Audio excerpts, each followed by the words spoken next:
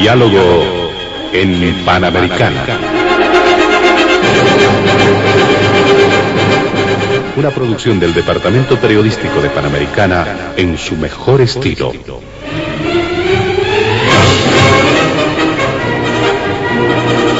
Entrevistas exclusivas sobre temas que crean expectativa general. Diálogo en Panamericana. Los sábados al mediodía y cada domingo a las 8 de la mañana. Quedan ustedes con el staff de periodistas de Radio Panamericana.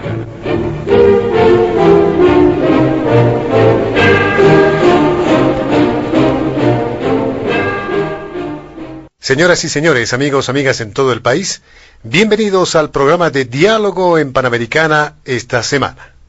Por la importancia que ha cobrado el fallo de la Corte Internacional de Justicia de La Haya, por las distintas repercusiones que se han dado por parte de distintas personalidades políticas y el mismo pueblo boliviano, y por la confusión que se ha dado en gran parte de la ciudadanía sobre el futuro de la demanda marítima boliviana con soberanía y por muchas otras consideraciones, el staff periodístico de Panamericana ha decidido de una manera excepcional esta semana abordar un solo tema y con un solo invitado.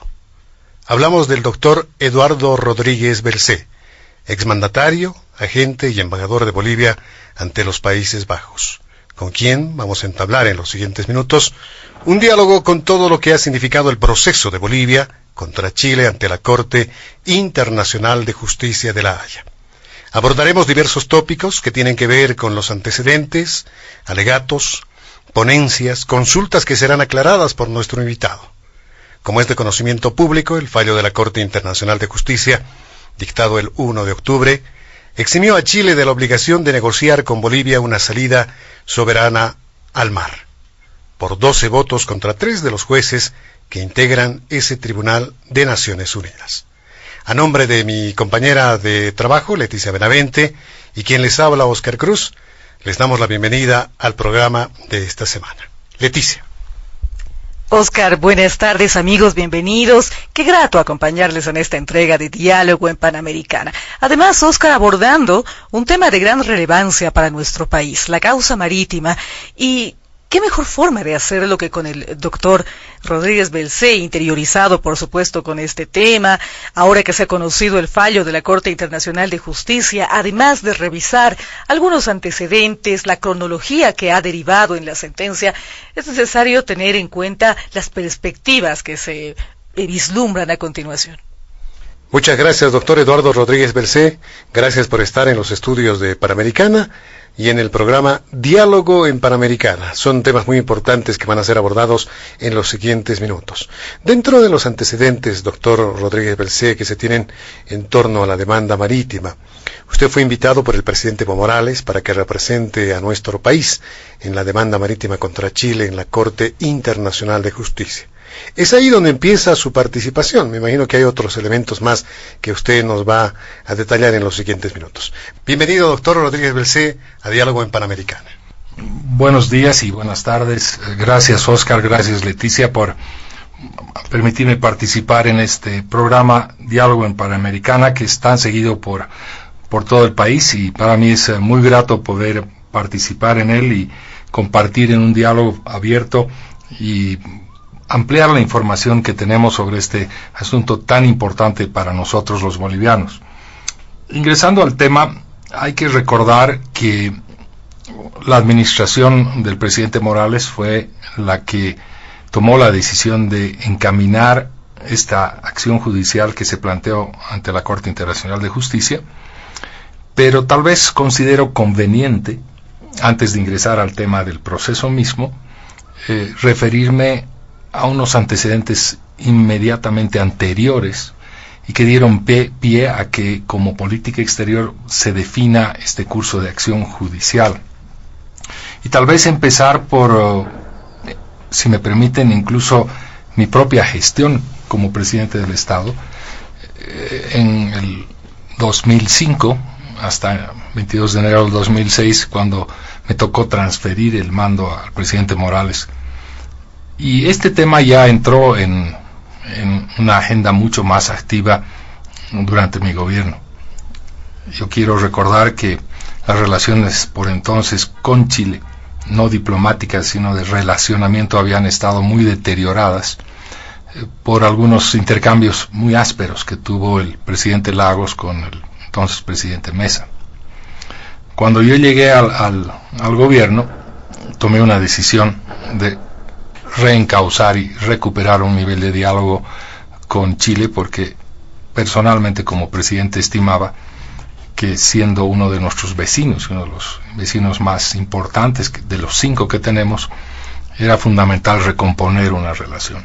Y me reuní en diversas oportunidades con el presidente Lagos y generamos un nivel de confianza interesante y llegamos a suscribir 2 convenios muy rápidamente, uno de ellos que nos permite circular a bolivianos y chilenos con cédula de identidad, lo cual me pareció trascendental, lo hicimos en escasos meses, y otro para la complementación económica, los acuerdos de complementariedad económica, el AC22, que permitió resolver unas asimetrías de orden económico entre Bolivia y Chile en términos de aranceles y tarifas.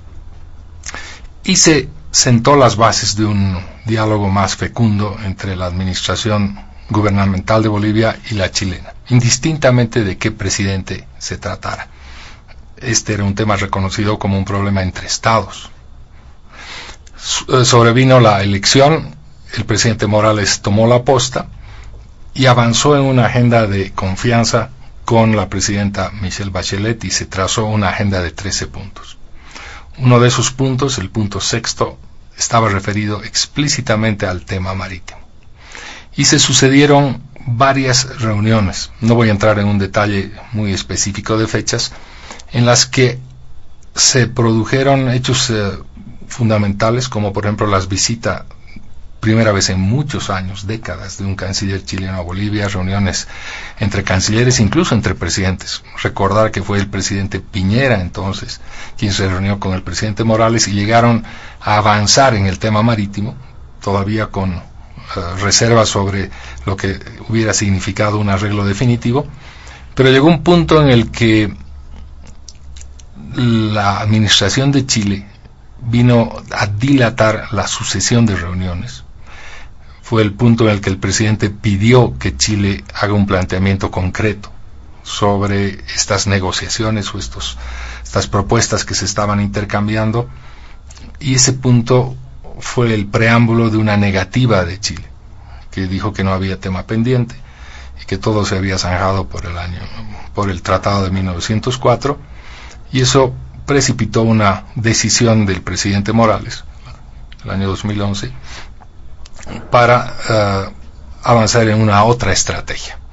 Yo debo anotar que fue un lamentable episodio, porque lo ideal hubiese sido avanzar en la agenda de los 13 puntos y sobre todo en el punto 6.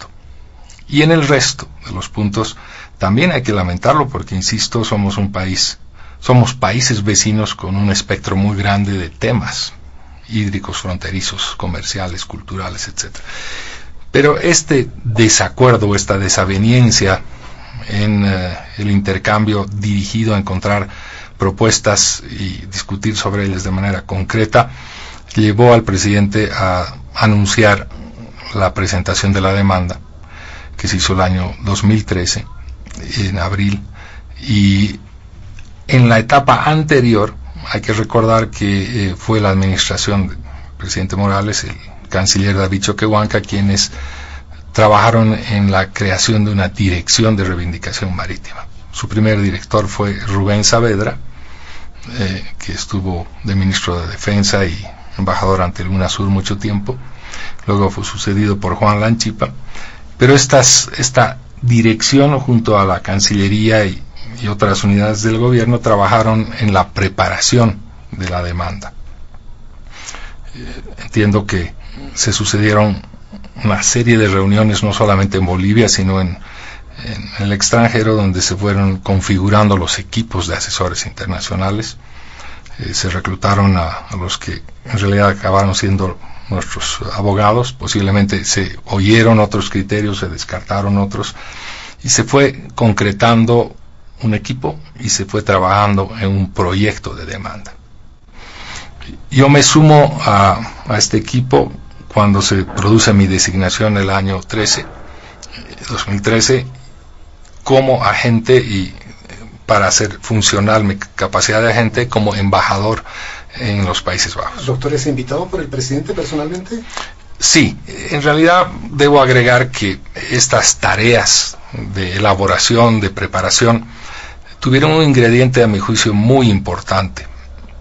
Diremar, Cancillería y la presidencia, vicepresidencia, la cúpula del gobierno convocó a sucesivas reuniones de ex cancilleres y ex presidentes, en las que se nos planteó, yo asistí como ex presidente, estos antecedentes. Tuvimos diálogos muy intensos con el presidente, con su equipo, y se nos hizo conocer la línea conceptual por la cual se había planteado, se había sugerido por el equipo nacional e internacional esta demanda.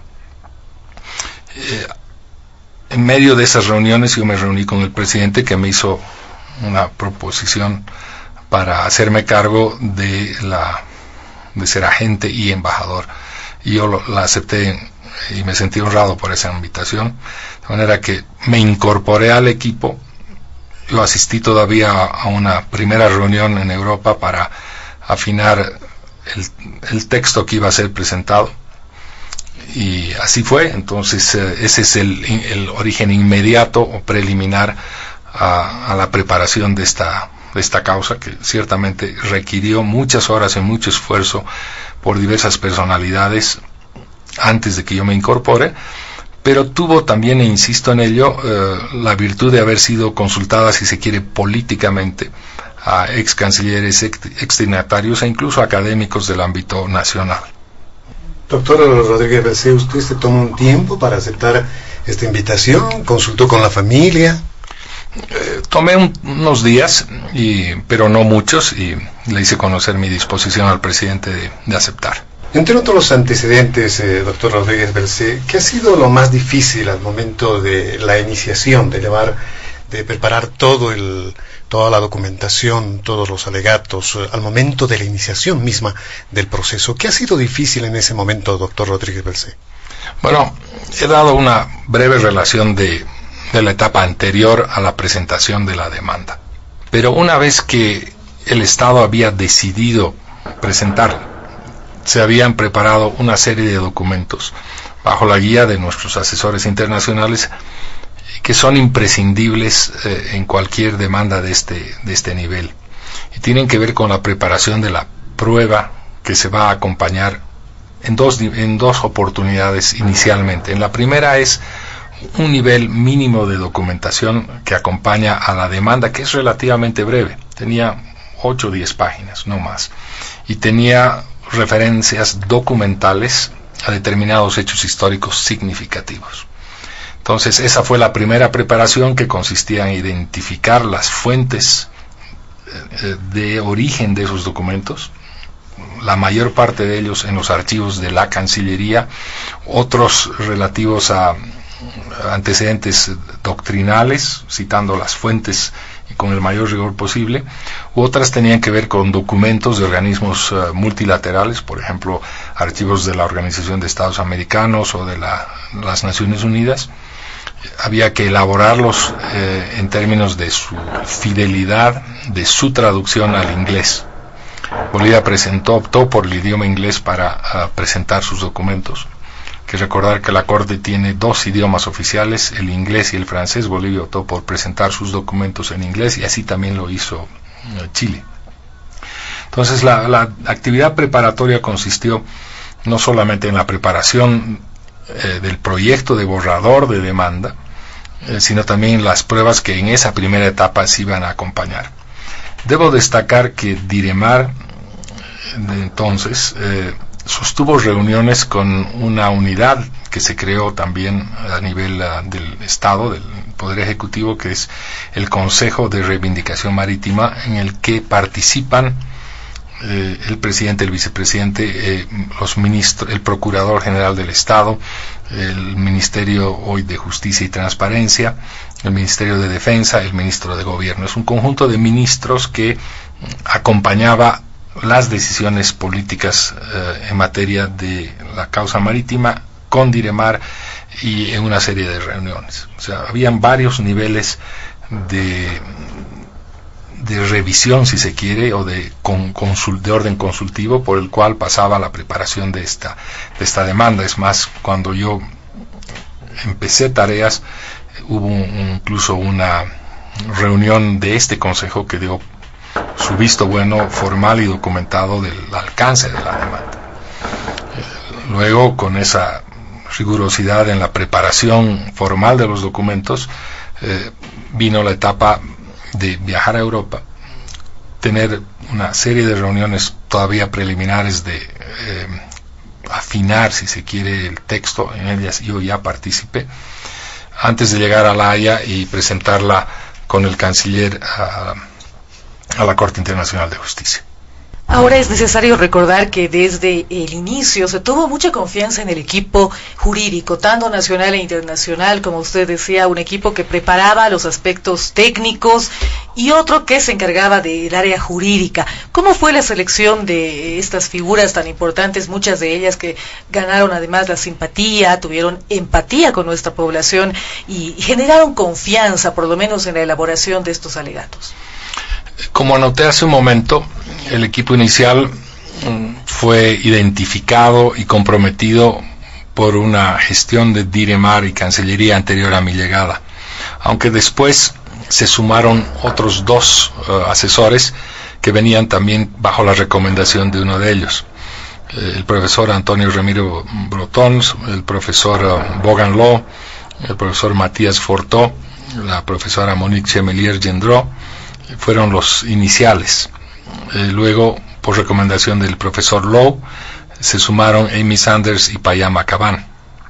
Este es el cuerpo de asesores internacionales que, hay que destacar, tuvieron mucha empatía, entre ellos una gran capacidad de coordinación, y que trabajaron bajo la coordinación de la gente en La Haya, que básicamente a través de comunicaciones electrónicas, teléfono, podíamos organizar un cronograma de trabajo que se había previsto para la generación de informes, redacción de textos, que también se combinaban con la parte jurídica nacional, es decir, con el equipo jurídico nacional que está instalado en Diremar, en la Dirección de Reivindicación Marítima, a cargo del secretario general, que en su tiempo ya fue sustituido, bueno, era Juan Lanchipa, pero fue sustituido por Emerson Calderón, quien cuenta con un plantel de varios abogados nacionales, todos,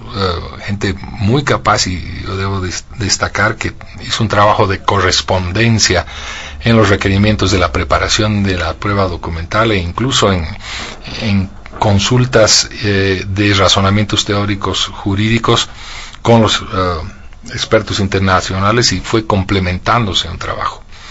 La primera etapa consistió entonces en presentar esa aplicación, ese es el término jurídico que se utiliza, o demanda, ante la Corte, acompañando un primer legajo de pruebas.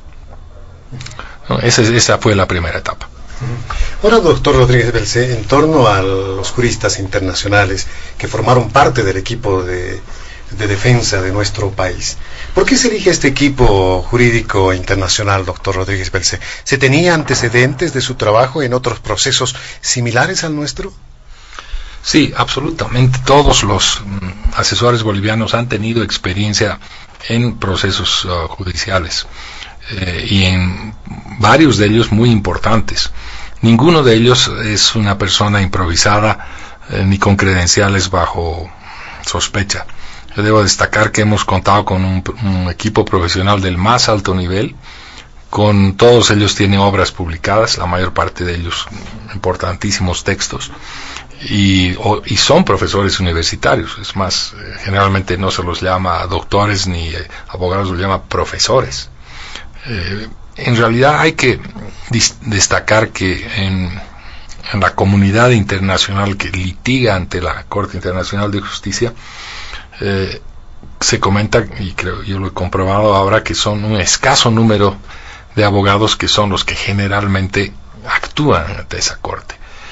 A diferencia de nuestros juzgados domésticos locales, donde concurren una infinidad de abogados, en la Corte Internacional, si uno explora los casos, obviamente no son tantos como cualquier otro juzgado, son, yo diría, unas 3 docenas de abogados que prácticamente monopolizan el ámbito del asesoramiento a los estados. No es fácil ser abogado internacional que litiga ante la Corte. Obviamente hay algunos de mucho más renombre que otros, pero como en cualquier tribunal hay algunos que han ganado muchas causas y las han perdido en la misma proporción, pero no debe ser necesariamente el índice de quienes ganan más los que deben llevar a tomar una contratación, sino más bien la solidez de los razonamientos y la integridad de estos abogados. Ahora bien, otros estados optan por contratar bufetes, grandes firmas de abogados, generalmente internacionales, que tienen planteles muy grandes u opciones para los estados clientes, y más bien es otra modalidad de contratación. Solo para completar la información hay que decir que Chile contrató a un estudio jurídico, Freshfields. Si no me equivoco, es sino el más grande, el segundo más grande del mundo, con oficinas en París, Londres, Nueva York, Sydney o Brasilia. Son bufetes mucho más ampulosos en términos de los recursos profesionales, pero también cuestan muchísimo más y es otro nivel de relación. Hay que también destacar que para Bolivia fue el primer caso ante la Corte Internacional de Justicia. Nosotros hemos prácticamente avanzado en una senda que no era muy familiar para la experiencia internacional de Bolivia. En contraste, Chile había acabado de llevar un proceso por 6 años con el Perú. Pero esta es solamente una referencia, no necesariamente una razón de los resultados, ¿no? Siguiendo con esta cronología, ya nos daba detalles acerca de los antecedentes, el origen de esta iniciativa y la conformación de este equipo. ¿Qué base se tuvo en su momento para generar la confianza que se tenía, sin adelantarnos, claro, al tema de la sentencia finalmente conocida, pero previamente se habló de varios argumentos y qué bases tenían estos para generar en la población y en el gobierno, en todo este equipo, por lo menos la expectativa de un resultado favorable para el país? Para abordar este tema, yo parto de la idea de que en Bolivia nosotros los bolivianos estamos convencidos, tenemos una convicción uniforme de que tenemos que encontrar una solución a nuestro enclaustramiento y recuperar nuestra cualidad marítima.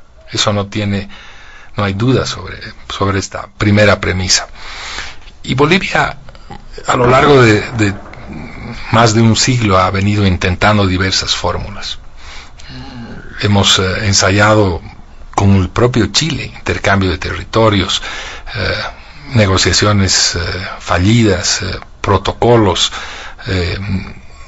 incluso una negociación de oferta territorial como fue Charaña, agenda de 13 puntos.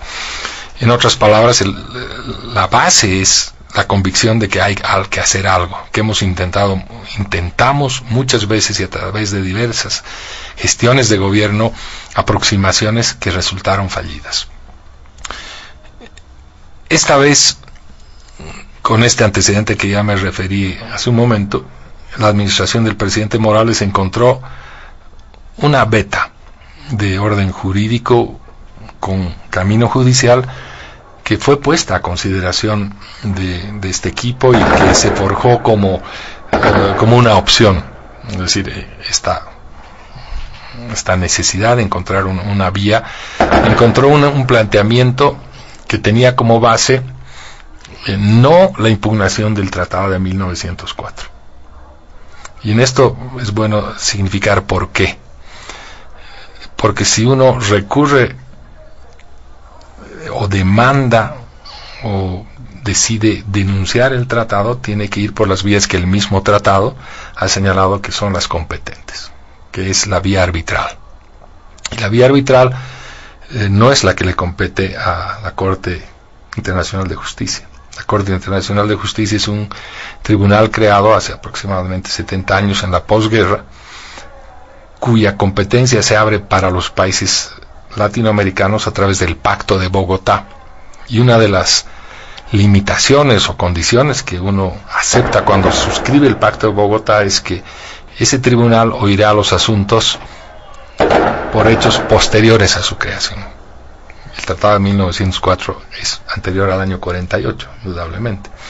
Entonces no se podría llevar a la Corte, por ejemplo, la nulidad o la modificación del Tratado de 1904. Eso hay que ser bien claros. Entonces teníamos que encontrar una vía distinta.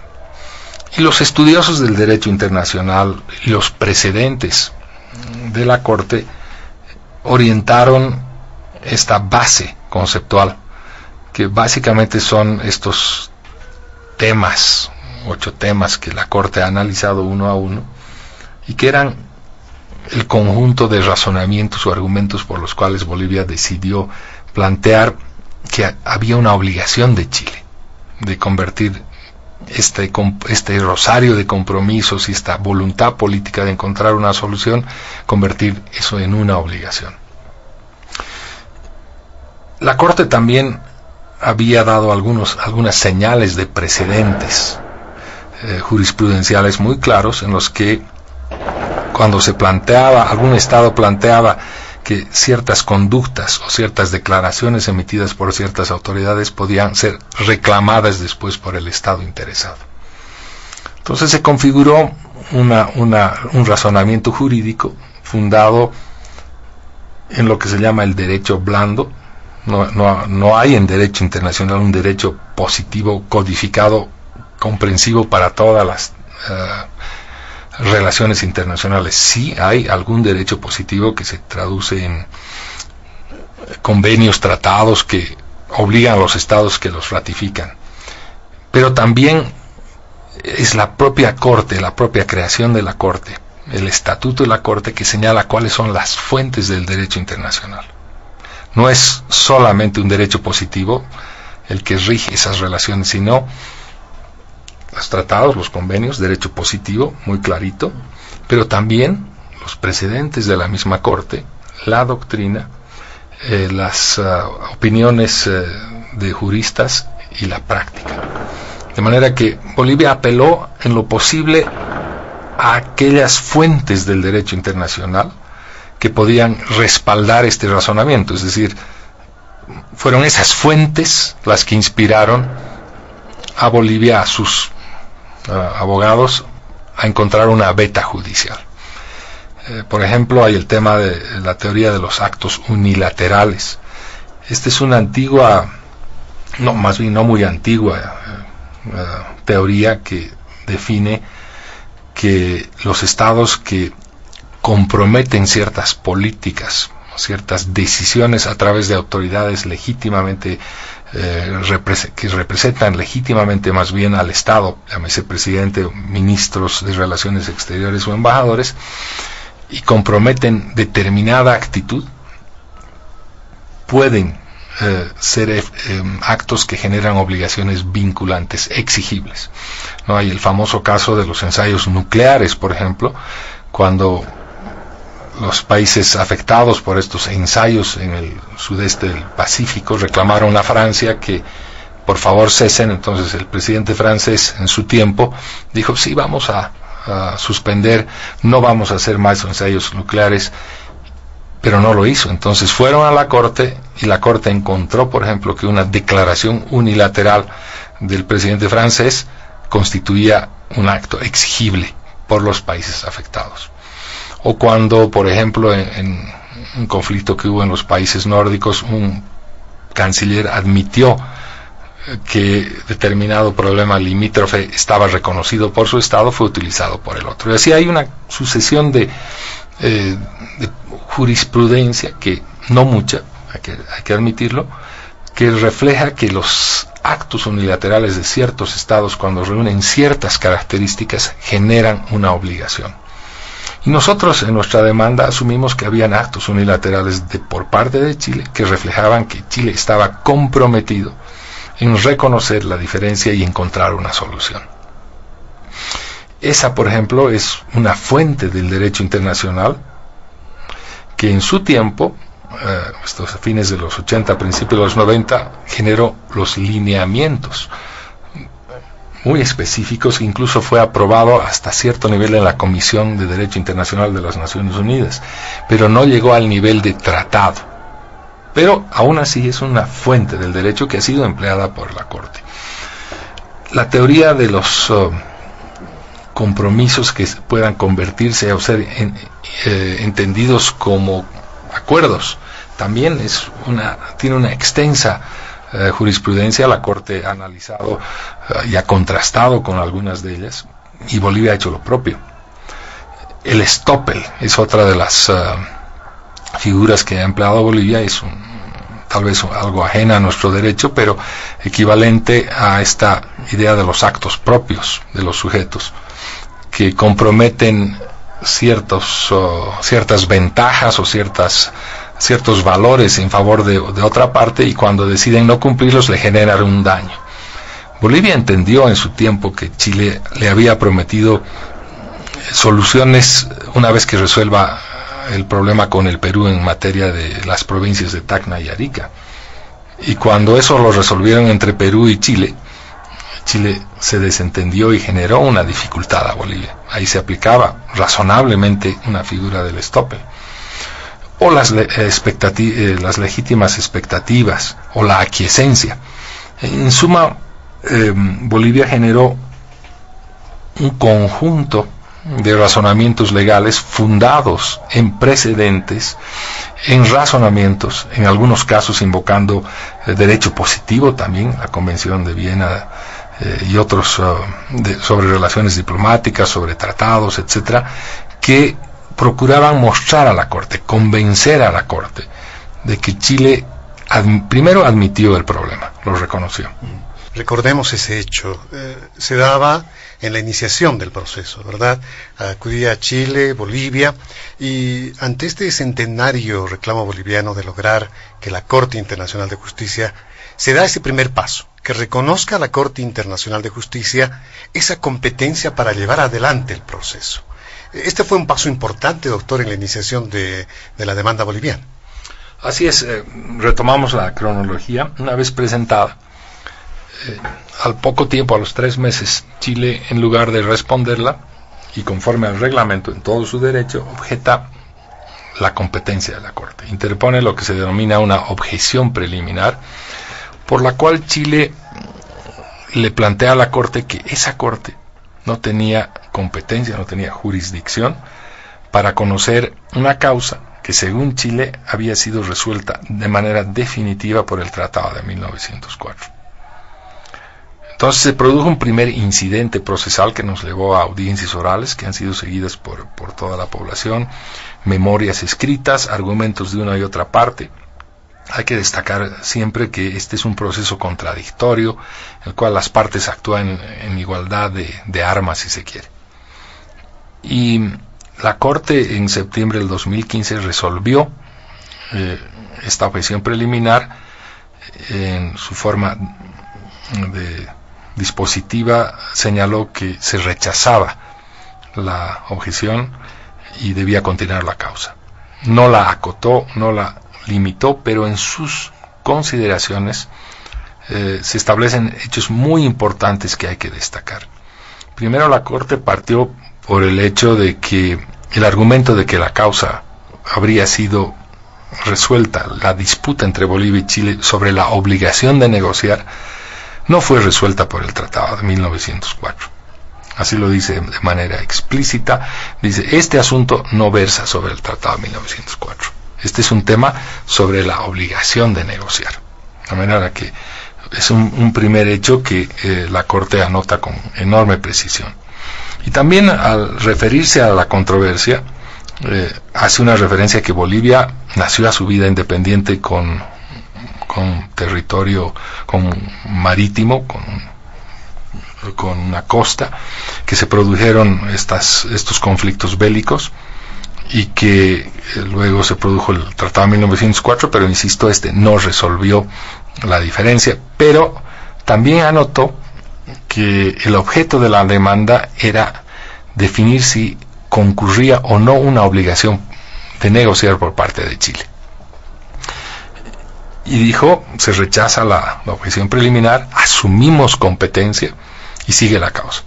Yo diría que el hecho más importante de esta decisión para Bolivia fue que un tribunal internacional, tal vez el más importante, hubiese decidido admitir una causa que Chile sistemáticamente negaba de su existencia.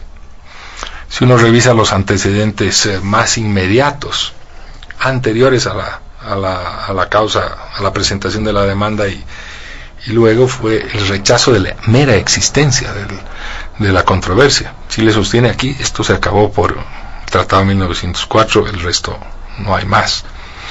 Entonces, ese fue a mi juicio una primera, no victoria, pero un primer antecedente trascendental.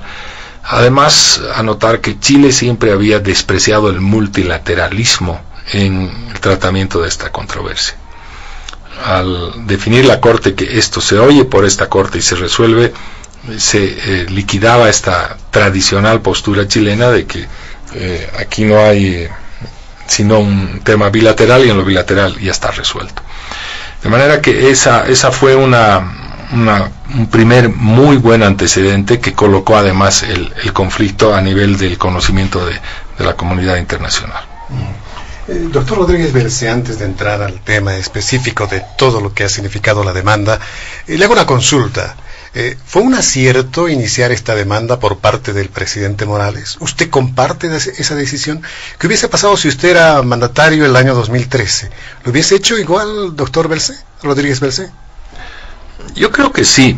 Yo creo que fue un acierto porque en la larga historia de nuestros sucesivos gobiernos se ensayaron muchas fórmulas y Bolivia optaba básicamente por un reclamo en los organismos multilaterales, básicamente en la Organización de Estados Americanos, que producía algunas veces con éxito, pero generalmente Chile se abstenía o repudiaba esas declaraciones, y eran ámbitos de difusión de nuestra controversia, pero eminentemente políticos. Las decisiones de la Asamblea General no son necesariamente todas vinculantes a los estados y eran muy cautelosas, sí en reconocer la existencia del conflicto, pero no iban más allá de una recomendación a que se hagan los arreglos o las aproximaciones de acuerdo correspondiente. De manera que ensayar una vía distinta, esta vez informada, consultada, analizada con el nivel de amplitud que tuvo, yo creo que fue una decisión responsable, no fue una improvisación de ninguna manera, y Bolivia tenía que ensayar algo, y hizo las consultas. Había una brecha, un espacio, estaba explicando hace un momento que se logró identificar una serie de fórmulas de derecho blando, en tanto no es un código positivo, pero que estaban probadas por precedentes y razonamientos y doctrina que podían darle una opción a Bolivia. De manera que la respuesta es sí. Yo creo que valió la pena y ha valido la pena llegar a la Corte. Posiblemente el resultado no es del todo satisfactorio. No nos han dado la razón en que Chile tenía una obligación de negociar, pero la Corte también se ha expresado en otros ámbitos de los cuales nos referiremos luego. Precisamente, doctor Rodríguez Belcé, usted hacía mención a la sorpresa que ha resultado el fallo. ¿Cuáles creen que han sido tal vez falencias o debilidades que se hayan tenido para que finalmente los alegatos bolivianos no hayan sido validados por la Corte, pese a el trabajo que se realizó en torno a su argumentación, a su consolidación? ¿De alguna forma se descalifica lo que ha ocurrido en el pasado, en años de historia? Es bueno tener un sentido de autocrítica constructiva y explorar qué ha pasado. Yo insisto que el trabajo que desplegamos desde la misión en La Haya con nuestros asesores internacionales, con el equipo nacional, con la comunidad boliviana que tenía esta expectativa, ha sido unívocamente optimista, hay que decirlo. Eso ha contribuido también a que el sobresalto cuando fue negativo sea tan grande. Yo creo que la construcción jurídica del caso era impecable, pero tenía riesgos. Si no hubiera riesgos, estuviéramos posiblemente con una solución lista. Y por otro lado, llegar a nivel de un litigio, de un contradictorio tan fuerte, es porque la diferencia es muy grande. Si una parte tuviera certezas absolutas, posiblemente no llegaba a la corte, llegaba a sentarse y a resolver el problema.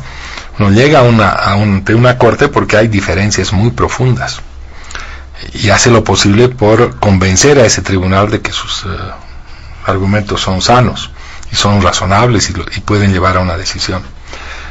Nosotros confiábamos en una línea de entendimiento de la corte de este derecho internacional fundado en precedentes, en algún derecho positivo, en figuras o razonamientos que sostenían que Chile estaba obligado a negociar. Y los acompañamos también en cada uno de los casos, en cada uno de los antecedentes presentados en esta larga lista de episodios, de precedentes, de consecuencias y efectos, con un amplio margen de información, razonamientos, de contextos, de pasión que se le puso al tema. Y eso lo ha seguido la opinión pública. Nos hemos conmovido por recordar cada uno de los episodios y cuánta fe puso Bolivia en creer que Chile nos estaba planteando soluciones cuando su propio presidente y ex canciller Santamaría decía: no podemos ahogar a Bolivia. O cuando encontrábamos que Chile tiene unas condiciones de desarrollo tan extraordinariamente superiores a las nuestras y que el enclaustramiento genera daños irreparables a Bolivia. O cuando se muestra que en sucesivas oportunidades estuvimos muy próximos a llegar a un acuerdo y volvíamos a fracasar. Creíamos que habíamos convencido a la Corte de que esta gran diferencia podía tener una solución que no le iba a dar la Corte, porque la Corte no iba a ceder, disponer la cesión de territorio, iba a decir: siéntense, empiecen a conversar.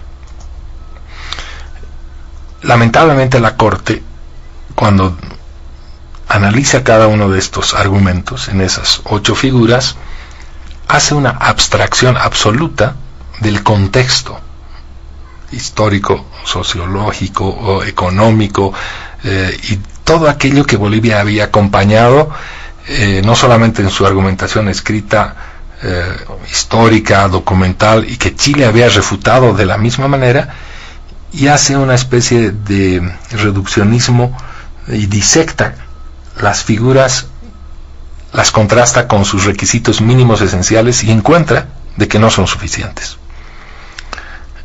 Nosotros hemos quedado sorprendidos por este razonamiento, que es válido. En los textos que analizan las decenas de sentencias, se evidencia que hay veces en las que la Corte prefiere razonamientos reducidos y otra vez amplios. Y voy a hacer un ejemplo que revela muy bien, por ejemplo, el contraste de la decisión que tuvo esta misma Corte en el caso Perú-Chile por el límite marítimo. Básicamente Perú reclamaba de que ese límite no estaba bien trazado y reclamaba que tenga otro trazo para obtener más territorio en el mar. Fue también un pleito muy largo, casi 6 años, Y en ese proceso la Corte expande razonamientos de orden contextual, de orden más bien complejo, y mucho más menos rigurosos, con un umbral mucho más bajo para entender o razonar jurídicamente ciertos temas. Por ejemplo, la Corte define que unos convenios de pesca, que más o menos fueron los que orientaron el status quo de esa frontera entre Chile y Perú, sí podían ser considerados como convenios o acuerdos internacionales. Un estándar que no usa para nosotros en este otro caso. Y para definir que ese nuevo trazo marítimo por la línea del paralelo era 80 y no 200, dijo, hemos analizado que la costumbre de los pescadores puede llegar hasta 80 millas y no 200. Notable, ¿no? Y otros casos también que recién se están empezando a analizar contrastan cómo la Corte puede convertirse de pronto en muy progresista, puede promover la vigencia o darle más fuerza a sus propios precedentes o estos desarrollos del derecho internacional, o de pronto frenarlos en seco. Yo creo que la Corte decidió por la vía de un reduccionismo y mantener las cosas como están, y para un poco salvar el propósito, que era muy noble, era inexcusable, hace una declaración adicional que es la que está contenida en unos párrafos de la conclusión. Pero ese es más o menos el análisis. Ahora, doctor Rodríguez Bercé, ¿usted esperaba este fallo? Tomando en cuenta ese optimismo que usted mismo ha relatado en esta última participación, ¿existía un optimismo de toda la población, de todo el país, una unidad que nos llevó en torno a esta demanda? ¿El ser optimista fue un error? ¿Había que ser más cauto en torno al fallo de la Corte Internacional de Justicia, doctor Bercé? Bueno, en el rigor profesional yo creo que siempre uno sabe que hay riesgos. A mí me ha tocado ser juez muchos años y he practicado también el derecho como abogado, y creo que nadie puede dar por sentado de que un proceso puede salir 100% como uno lo espera. Si no, no habría la controversia. Nosotros estábamos claros, conscientes de que había un margen de riesgo. Obviamente no era precisamente el mayor, pero sabíamos que había márgenes de riesgo, sobre todo en ciertos temas, en ciertos alcances del petitorio, por ejemplo en el tema de la soberanía. Si hay un tema en el cual no hay precisamente mucha o casi ninguna jurisprudencia que se obliga a un Estado, que una Corte obliga a un Estado previo proceso de negociación a llegar a un resultado tal, era una potencial limitación, pero no la excluía. Pero también había una decisión que creo que tiene mucho sentido, de que tú tienes que intentar, tienes que proponer, tienes que avanzar, porque si lo peor que puede suceder es ni siquiera intentarlo. Estos desarrollos del derecho internacional que volví a utilizado se ponen a prueba en una corte, y no son improvisaciones. Son razonamientos que, como se conoce, además está la información disponible en el sitio web de la Corte, todas las memorias, las 2 rondas de alegatos escritos y las transcripciones de las audiencias orales. O sea que quien quiera ver, quien pretenda, digamos, examinar, analizar y sobre todo opinar, tiene que entrar a este nivel de seriedad con el que se trabajó. ¿Por qué todos los alegatos fueron rechazados? ¿Es necesario explicar en el tema legal, usted en su conocimiento, en su experiencia, doctor Bercé, por qué la Corte rechazó todos los alegatos bolivianos? Bueno, la Corte rechazó en su mayoría, hay 3 opiniones disidentes, porque ella estima que el nivel de prueba que hubo en cada uno de ellos no era suficiente para generar una convicción en la Corte de que Chile en algún momento se había obligado a negociar. Y tiene razonamientos francamente contradictorios, porque si uno, y ustedes recordarán, empieza a oír el relato del fallo, que, ojo, no es la lectura completa de la decisión. Cuando el presidente Yusuf anuncia el inicio de la lectura, dice esta corte va a leer unos antecedentes escogidos, limitados. Pero aún así, esa primera parte de la lectura iba dando cuenta, por ejemplo, de que Bolivia nació con mar, de que Chile le declaró la guerra, de que Bolivia había intentado en tales ocasiones, iba despertando como un reconocimiento de que la Corte había encontrado un sentido de justicia. Y de pronto, cuando empieza a razonar jurídicamente, y lo dice textualmente, dice: si bien estos actos tienen una altísima significación política, no alcanza a configurar una obligación jurídica. Y curiosamente, al final de la sentencia, cuando fulminan la pretensión boliviana, incluyen 2 párrafos donde destacan que, no obstante, a pesar de esta negativa, habiendo los estados reconocido que existe un tema que es el del enclaustramiento, en el espíritu de buena vecindad deben reconducir el diálogo para encontrar a través de negociaciones significativas. Es más, el presidente de la Corte, que amplía su criterio o razonamiento, porque en la Corte Internacional los jueces no solo tienen un texto definitivo formal, sino que además pueden incorporar opiniones que amplían el razonamiento u opiniones disidentes. Es interesante leer la opinión ampliada del razonamiento del propio presidente Yusuf, que señala que la Corte no está impedida de llamar a las partes a reiniciar y conducir diálogos que contribuyan al fin último de lo que significa la comunidad internacional, de encontrar soluciones en aras de la paz y la justicia.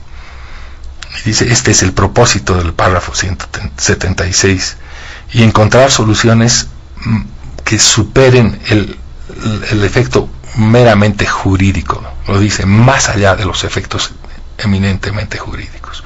Entonces la Corte ha procurado mantener, digamos, el estado conservador del entendimiento de estas fuentes del derecho, pero nos ha abierto una dimensión distinta que tiene que ver con el fin último de la razón de ser de la comunidad internacional y el derecho internacional, que es lograr soluciones pacíficas. Sobre este punto, doctor Rodríguez Belcé, usted hacía mención de una visión reduccionista en este caso, una postura conservadora que contrasta con otras actitudes, otras decisiones y determinaciones progresistas que se vieron en el pasado en diferentes casos, haciendo una comparación con otros similares en los que los parámetros para definir pueden ser diferentes y pueden interpretarse de forma diferente. ¿Habrá alguna explicación para esto específicamente en el contexto que se ha dado? ¿Algún motivo para analizar que se haya tenido esta postura por parte de la Corte? Es muy difícil responder esto con certezas. Uno puede reflexionar, puede intercambiar ideas, además hay que darle un tiempo adicional. Hay que madurar esta pregunta, porque en el ámbito del derecho internacional, si algo es muy importante, es el análisis académico de la gente que se dedica a trabajar seriamente los análisis de los fallos de la Corte. Los grandes tratados del derecho internacional son fundamentalmente análisis de precedentes. Este caso va a entrar a esa nueva dimensión de análisis y vamos a empezar a oír y a contrastar. Posiblemente va a ser muy útil, incluso para nuestra propia autocrítica. Yo diría que ahora todavía estamos en caliente, ¿no? Hay que serenar la cabeza. Pero alguna vez yo intenté analizar cómo se comporta la Corte. Esto yo recuerdo que muy al principio identifiqué un interesantísimo documento que prepararon 2 académicos, un europeo y un norteamericano. Hicieron un análisis de comparación de fallos de la Corte para identificar si habían prejuicios o líneas por los cuales se puede identificar estas desviaciones. Un documento es un paper que llaman, y una de las primeras conclusiones de estos estudiosos, porque para formular conclusiones sobre un cuerpo de jueces uno tiene que mirar un conjunto, no puede solamente cerrarse en un caso.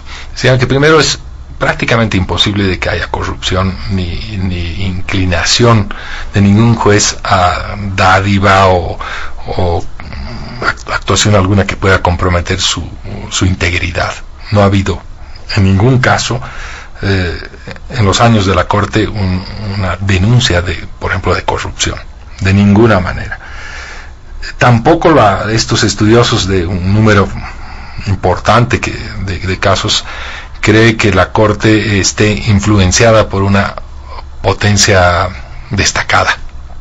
Sin embargo, anotan también que es notable que las 5 potencias que tienen miembros permanentes ante el Consejo de Seguridad siempre tienen 5 jueces, porque la elección de los jueces se produce en la Asamblea General y el Consejo de Seguridad, y en el Consejo hay votos cerrados.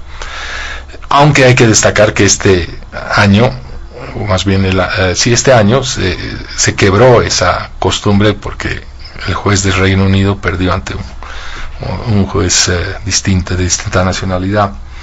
Y otra de las conclusiones que hacen estos estudiosos es que en algunos fallos se puede advertir la adhesión de la Corte a ciertos principios generales de la Carta de Naciones Unidas o conceptos tal vez conservadores. Una de las grandes conclusiones es que la Corte puede tener una tendencia más bien conservadora y no muy progresista, a diferencia de otros tribunales donde el avance, la iniciativa, la transformación de los paradigmas del derecho es mucho más fuerte. Nosotros sabíamos, y esto confirma este estudio, de que la Corte Internacional de Justicia es tradicionalmente una corte conservadora. Yo no puedo estar en los análisis que tuvieron en esas salas plenas o en esas reuniones para decir este fue el razonamiento que predominó. Hay que admitir que es un razonamiento válido. Analizando justamente uno de los libros de un analista sobre procedimientos de la Corte, señala de que hay esta posibilidad de que la Corte adopte decisiones mucho más rápidas, mucho más ligeras en razonamiento, frente a otras muy extensas y muy razonadas. A nosotros nos tocó esta. Ahora, doctor Rodríguez Belcé, en un análisis de autocrítica, me imagino que se lo ha hecho al interior ya de todas las autoridades, en el trabajo de la demanda marítima boliviana, ¿considera que algo no fue bien hecho, doctor Rodríguez Belcé? Y ahí viene nuevamente el debate de un primer punto que abordábamos sobre el equipo jurídico que contó nuestro país, con la experiencia que requiere, dice, un proceso de esta naturaleza. ¿Se ha hecho un análisis de autocrítica? ¿En qué se falló, doctor Rodríguez Belcé? Claro que sí, obviamente este proceso no ha concluido, y lo que más va a contribuir a la autocrítica es que nos miren de afuera y con más altura, con cabeza fría y tal vez con razonamientos mucho más de mayor experiencia. Yo entiendo que ahora puede haber reacciones muy fuertes, y entiendo que al seno del gobierno también ha habido un nivel muy fuerte yo soy parte de esta administración de decepción. Tal vez una de las principales autocríticas es no haber ampliado los niveles de convencimiento del riesgo que conllevaba la parte que sospechábamos que podía haber, pero es muy difícil en derecho, en una ciencia tan abstracta. No es física, ni matemática, ni química, donde puede uno poner una ecuación, poner números y el resultado va a salir Entonces habrá que ver si las premisas sobre la progresividad de la Corte eran las adecuadas. Tal vez esa es una de ellas. Yo creo que en el ámbito del trabajo propiamente dicho, esto es la organización del equipo, su conducción, la forma en la que condujo sus pruebas, fue impecable. Pero el fondo de la de la causa tal vez pudo haber sido objeto de una mejora en el análisis de riesgo. Pero aquí viene otra preocupación. Cuando uno arranca con un proceso tampoco es fácil dar pie atrás.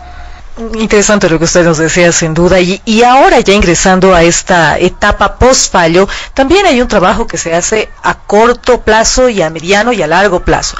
A corto plazo podríamos ya tomar algunas referencias, como por ejemplo la carta que ha enviado el presidente Morales a su homólogo Sebastián Piñera, invitando a reiniciar el diálogo para atender asuntos relacionados a este enclaustramiento del país, y en esta misiva él hacía hincapié en que Bolivia promueve la paz, la cultura de la integración, y también se han tenido respuestas tal vez no tan favorecedoras por parte del presidente Piñera, que aseguró que Chile está dispuesto a negociar, pero ya ponía como una condición que no se aborde este tema. ¿Cómo deberán tomarse las perspectivas post-fallo a corto y a mediano plazo? Yo creo que la nota que ha hecho conocer a la opinión pública el presidente ayer es la primera iniciativa en esta etapa post-fallo.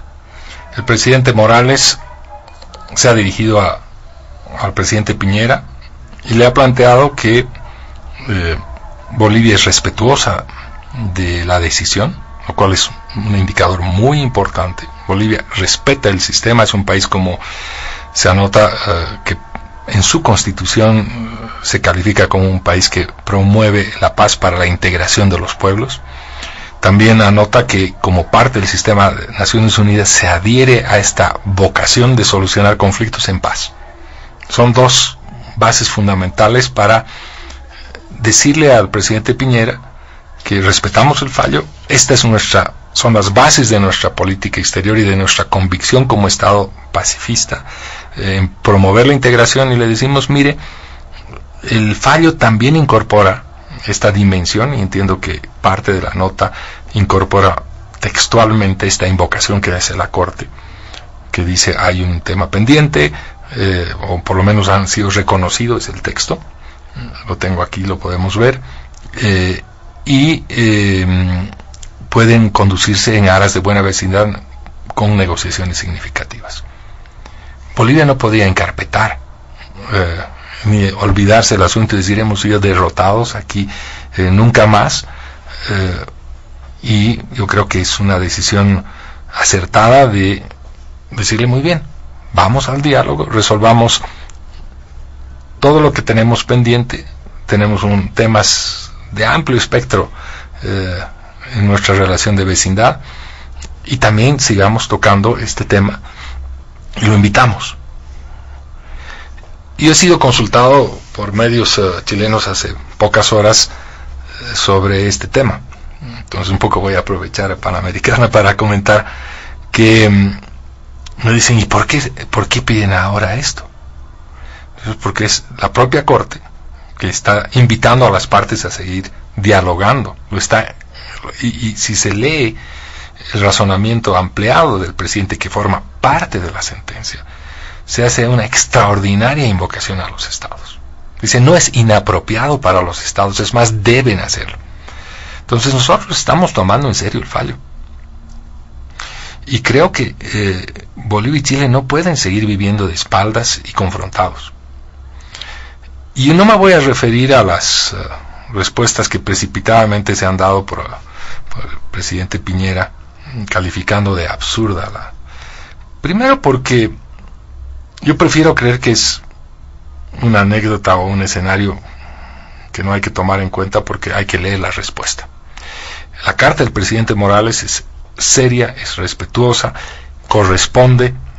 Esa es la etapa post-fallo. Se ha despejado que Chile no está obligada jurídicamente, pero la Corte dice tiene una significación política este desencuentro. Sigan dialogando. Y nosotros no hemos cesado en una política pública de una política de Estado, más bien de encontrar soluciones. De manera que yo prefiero no referirme a las declaraciones del presidente Piñera en tanto no las conozcamos en una respuesta seria, formal, que corresponda a otra que también le ha llegado. No encuentro útil un debate reducido a adjetivos. Ese es mi criterio. El doctor Rodríguez Belcé, precisamente sobre la respuesta, obviamente no se va a referir a indicado usted, ¿podría haber logrado otra respuesta, una carta similar, si el presidente Morales hubiese enviado una carta hace algún tiempo antes de conocer el fallo de la Corte Internacional, doctor Rodríguez? No lo sé, eso es ampliamente especulativo, ¿no? ¿Quién sabe? Hemos tenido dos gobiernos en Chile, mientras en Bolivia hemos tenido uno solo. Yo debo manifestar, por ejemplo, que dados los avances de confianza mutua y todo lo que avanzamos en el primer gobierno de la señora Bachelet, yo esperaba más de ella, de la señora Michelle Bachelet, que era incluso más afín ideológicamente, una persona que dice estar muy comprometida con los derechos humanos, pero ella esquivó abiertamente asumir una responsabilidad de diálogo, en tanto que el presidente Piñera tal vez fue mucho más franco en una negativa. Pero eso quién sabe la carta a cuál de los presidentes iba dirigido y cómo se adoptaban esas decisiones, es un tema que hay que preguntar a Chile. Ahora, doctor Rodríguez Belcé, Bolivia tiene aún la posibilidad de pedir la revisión o interpretación, por lo menos, del fallo de la Corte Internacional de Justicia sobre la demanda que nuestro país llevó adelante. ¿Se ha considerado esa posibilidad, doctor Rodríguez Belcé? ¿Qué se está planificando en un tiempo inmediato? Estamos apenas a 8 o 10 días del fallo.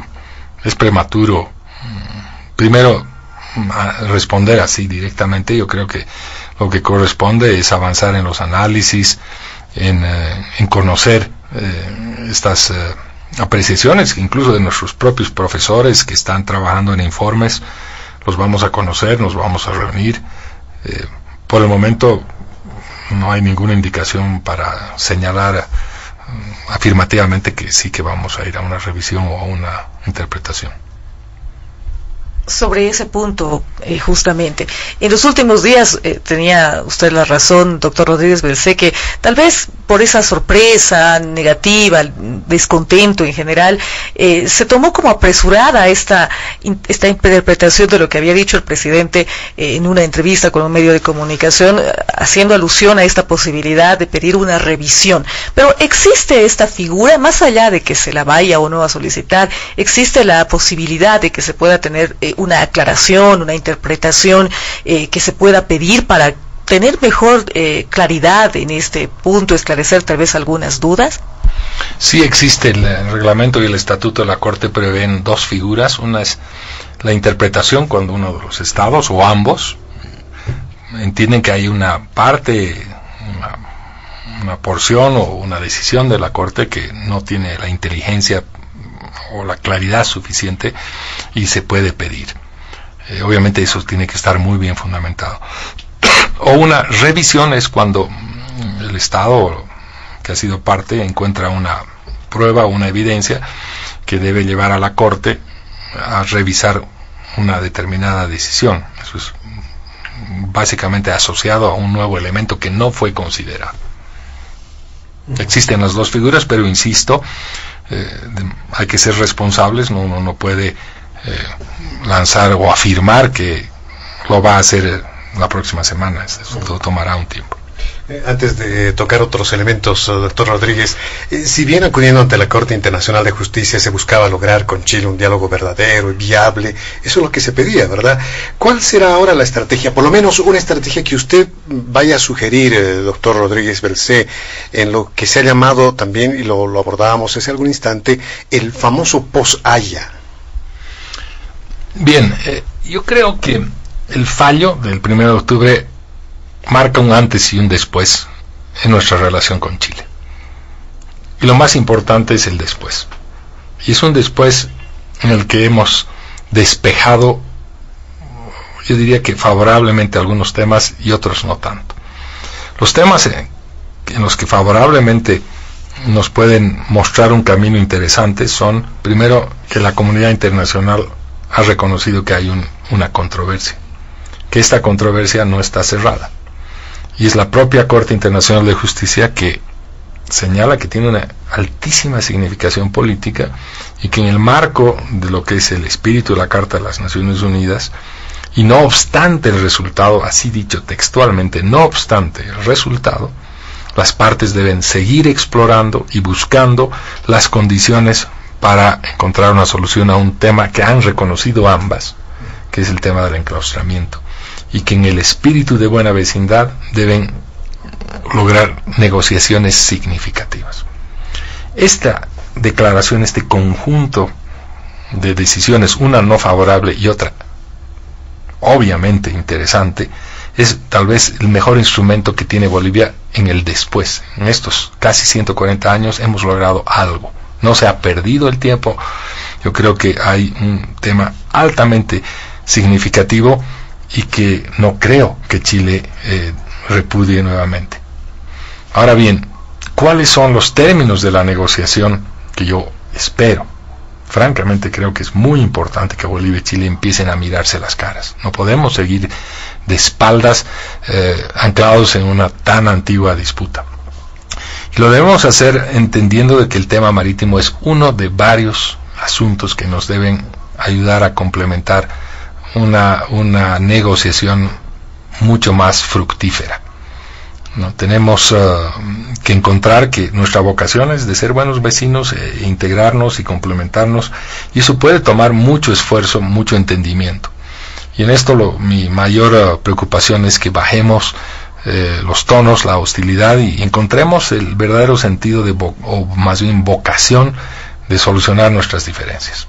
Y junto a ellas, encontrar ser mucho más imaginativos y capaces de, como lo han hecho otros países. Y no hace mucho tiempo la región ha dado grandes muestras de ser capaz de solucionar problemas. Y en el mundo también. No podemos no estar a esa altura del desafío. Ese es mi criterio.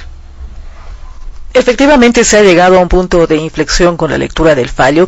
Las relaciones, como nos decía, entre Bolivia y Chile van a tener un nuevo significado más bien a partir de esa fecha, del 1 de octubre. Se deberá trabajar en nuevas políticas, acercamientos, esta cultura de integración, la promoción de la paz y otros. Pero así como se había preparado en la etapa previa a la lectura de la sentencia, un equipo jurídico, un equipo de trabajo con ciertos objetivos, argumentos, cronogramas seguramente, ahora en esta etapa post-fallo, etapa posterior, ¿qué perspectivas se toman en cuenta? ¿Deberá continuar este mismo grupo de expertos, de gente entendida en el tema, adherir nuevas personas, hacer cambios, modificaciones? ¿O es todavía muy pronto para tomar en cuenta estos aspectos?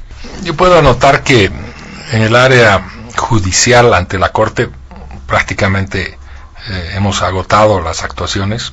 Tal vez no sea necesario mantener un equipo jurídico porque el proceso ha concluido, pero yo entiendo que el Estado tiene un Ministerio de Relaciones Exteriores y se está trabajando obviamente en mantener una capacidad. También Diremar mantendrá su existencia, y yo puedo afirmar de que se está trabajando en reconfigurar un equipo que tenga las mejores capacidades, pero no estoy en condiciones de anticipar ningún nombre ni mucho detalle.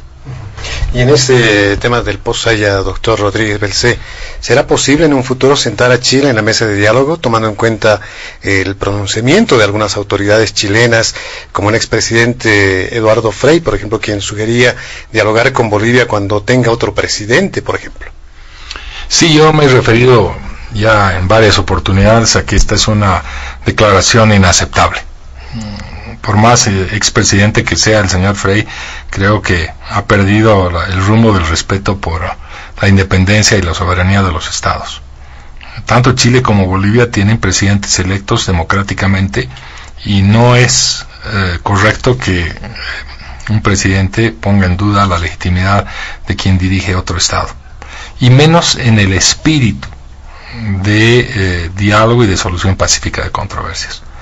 De manera que yo estimo que es una declaración de un señor que está retirado y que tal vez ha perdido la noción de lo que dice. Sobre ese tema también, la tensión que ha generado este fallo adverso y bueno, las reacciones que se han visto por parte de figuras en Bolivia y en Chile, ¿cuál será la forma ideal de reducir este ambiente de tensión en lugar de que aumenten estas diferencias, observaciones, cuestionamientos, se tenga más bien un acercamiento y se mejore el escenario para que eventualmente se llegue a este diálogo y a esta negociación de buena fe que se espera? Sí, esa es una preocupación. Yo creo que no hay que perder de vista nunca que esta es una política de Estado, independientemente quién sea el presidente, el canciller o los embajadores. Si nosotros como bolivianos mantenemos esa disposición de entender que esto, o esta causa, no solamente la marítima, sino en esta aproximación de una solución pacífica, es una política de Estado, no importa quién sea hoy el presidente o quién sea mañana. Lo importante es mantener una unidad en torno a estos valores nacionales que no pueden estar politizados.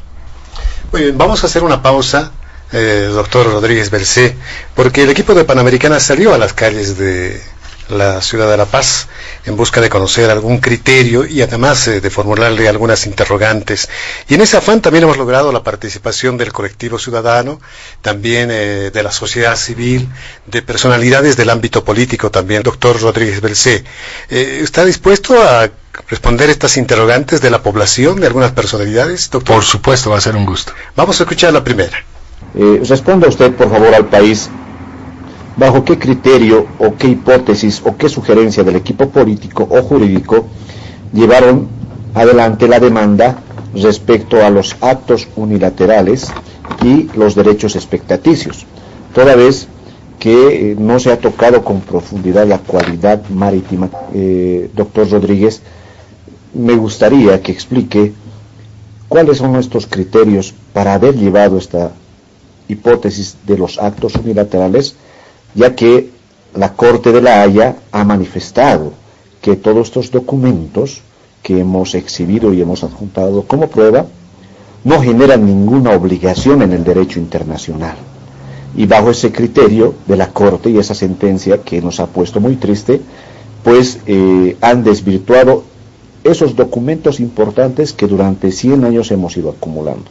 Es importante saber quién fue el que nos vendió esa idea para ir con los derechos expectaticios y los actos unilaterales, porque entenderá usted que esto ha sido un golpe muy duro para el país y ha sido una derrota política, histórica y hasta moral para el pueblo boliviano. En ese entendido, sírvase por favor responder al país de manera sincera qué es lo que ha pasado con el tema de esta hipótesis de los actos unilaterales y el tema de los derechos expectaticios que se nos han echado al suelo toda esta situación y lamentablemente nos ha dejado muy atrasados con la esperanza de volver al mar. Doctor Rodríguez Belcé, por favor. No, yo agradezco mucho la pregunta, creo que es muy puntual, pero debo anotar que en las hora y media anterior he estado explicando algunas precisiones que tal vez el estimado colega ha podido anotar, y ha anotado quiénes conforman el equipo y cómo se gestó la demanda, y se endosó el criterio jurídico que uno de los razonamientos era fundar la obligación de Chile en los actos unilaterales y otra en los derechos expectaticios. Efectivamente se ha fundado la demanda, entre otras cosas, en la teoría de los actos unilaterales. Me he referido hace un momento que esta teoría de los actos unilaterales es un desarrollo de la Comisión Sexta de las Naciones Unidas, que llegó a emitir, incluso a aprobarse por la Asamblea General, los principios o lineamientos de la teoría de los actos unilaterales. Y Bolivia, en el desarrollo de la demanda y sobre todo en la memoria para aprobarla y en la réplica para contestar a Chile, desarrolló los argumentos y puso las pruebas, los documentos por los cuales considerábamos que determinadas actuaciones de autoridades de Chile que estaban legitimadas para generar actos unilaterales con consecuencias jurídicas, se las probó y se las demostró. Otra cosa es que la Corte hubiese razonado como no válidas. Y lo propio con los derechos expectaticios. Obviamente son ambos casos, o ambos razonamientos, los que están contenidos en la memoria y en la réplica y en la transcripción de los argumentos que presentó Bolivia, y que yo lo invitaría a leer con detenimiento. Y lo que sí puedo decir, que yo no comparto este sentimiento de derrota catastrófica que se pretende dar. He explicado en la hora y media que ha precedido de que Bolivia ha tomado una opción, ha hecho un intento serio y responsable, y obviamente nadie está en condiciones de asumir consecuencias que no estén debidamente fundadas, y que en todo caso hay que trabajar con los razonamientos que ha explicado la Corte. Muy bien, muchas gracias. También hemos tenido la interrogante que hace el analista político y activista, el ciudadano Julio Alvarado. Escuchemos cuál es la pregunta que formulaba. Mi pregunta para el doctor Rodríguez Belcé, de parte de Julio Alvarado. Quisiera saber cómo él, estando en La Haya, no se ha dado cuenta que el fallo de la Corte Internacional de Justicia iba a ser negativo para el país. ¿Cómo él no ha sugerido que la delegación que vaya a escuchar el fallo de La Haya sea una delegación que no esté encabezada por el presidente del Estado plurinacional y menos por expresidentes? ¿Cómo no ha podido percibir? Porque la función de un diplomático es estar enterado, tener información de lo que puede suceder en un determinado caso. Esas son las primeras lecciones que recibimos en el servicio exterior diplomático profesional. Yo agradezco la pregunta de Julio Alvarado, a quien saludo, y vamos por partes. La primera es, yo no estaba enterado del resultado. Yo he sido juez de la Corte Suprema de este país durante más de 7 años, y no creo que ningún abogado esté enterado por anticipado de ninguna sentencia. Yo también cumplo funciones diplomáticas, y menos en mi condición de embajador estaba en condiciones de conocer por anticipado. De manera que esa es la primera respuesta. Obviamente, y lo he dicho hace un momento en el curso de esta entrevista, que uno acude ante un tribunal porque tiene ciertas certezas, pero también sabe que puede perder. Si uno fuera solo a ganador, posiblemente no llegara al pleito. De manera que responsablemente nosotros teníamos ciertos márgenes de posibilidad de perder, y ellos fueron superiores. Ahora bien, en cuanto a la delegación, quien les habla como agente ante la Corte y embajador, no era de mi competencia definir la composición de la delegación. Lo que sucede en estos casos que incumben a los estados es que la Corte, para las audiencias, fija un número limitado de asientos. En todas las audiencias orales que hemos tenido y en la lectura de la sentencia, la Corte asignó en favor de Chile y Bolivia 30 asientos, que generalmente el 50%, 15 de ellos, están ocupados por las autoridades que representan al Estado, el equipo jurídico y los que asisten técnicamente a ese equipo, que forman las primeras 2 líneas, y en las restantes quienes figuran la delegación de cada país. No es ajeno en la práctica de la Corte que concurran autoridades, de manera que eso es lo que puedo explicar, pero entiendo que esa preocupación suya sobre quién deba asistir hay que trasladar a otras autoridades. Tenemos también la consulta de la diputada Lourdes Millares. Doctor, ahí viene la pregunta. La pregunta que le quiero hacer a Eduardo Rodríguez Belcé, primero es, ¿por qué Bolivia apostó a cambiar la lógica de la política internacional en términos de generar una nueva corriente a nivel internacional con relación a que las relaciones que tienen que ver con negociaciones permanentes, diálogos bilaterales, que son la esencia misma de lo que es las relaciones entre los países a nivel de la diplomacia? ¿Por qué se utilizó el tema de la reivindicación marítima como una suerte de experimento para generar una nueva corriente teórica de relaciones internacionales en el mundo.